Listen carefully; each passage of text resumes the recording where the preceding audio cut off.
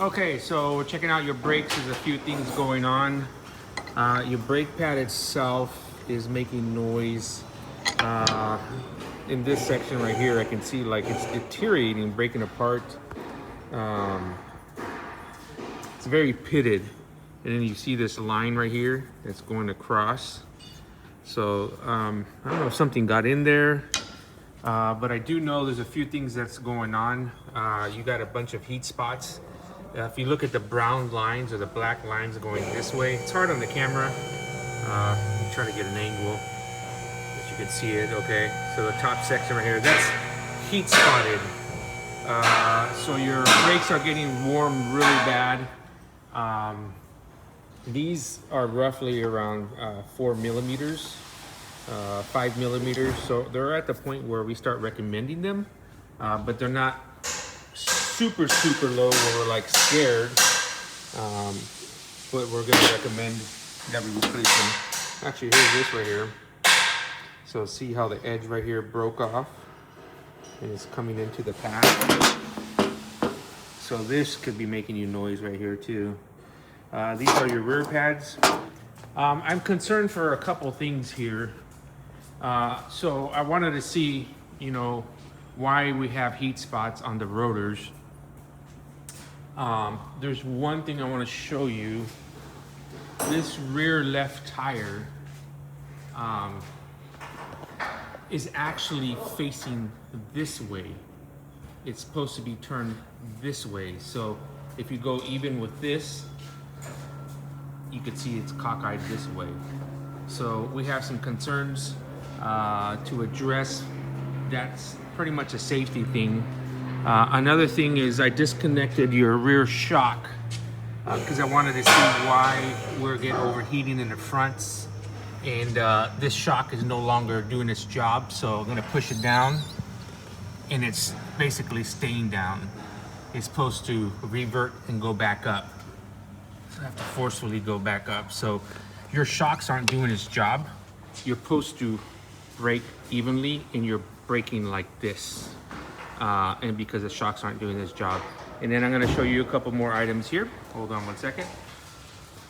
Okay, so we're actually hearing noise in emergency parking brakes. The shoes are internal and there's noise coming in there. So most likely, I'm gonna give you an estimate for that. It's gonna need that. Emergency brake pads. Okay, we're back to the rear left rim.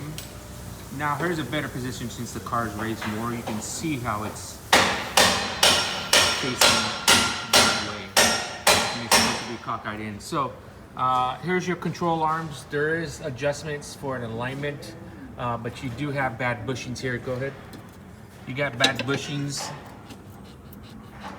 You can see all that play right there. The top one. So these two control arms, this is the lower control arm, this is the upper control arm in the rears.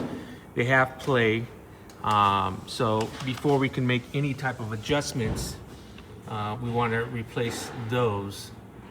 You can see it's starting to separate there. There's no sense to do an alignment because 2 blocks later with the play that it has, it's going to go out of alignment. Now on your front end, this is your front lower control arms. I'm going to show you real quick the play that it has up here. And this has a massive amount of play. So we're going to recommend that you replace both front left and right control arms.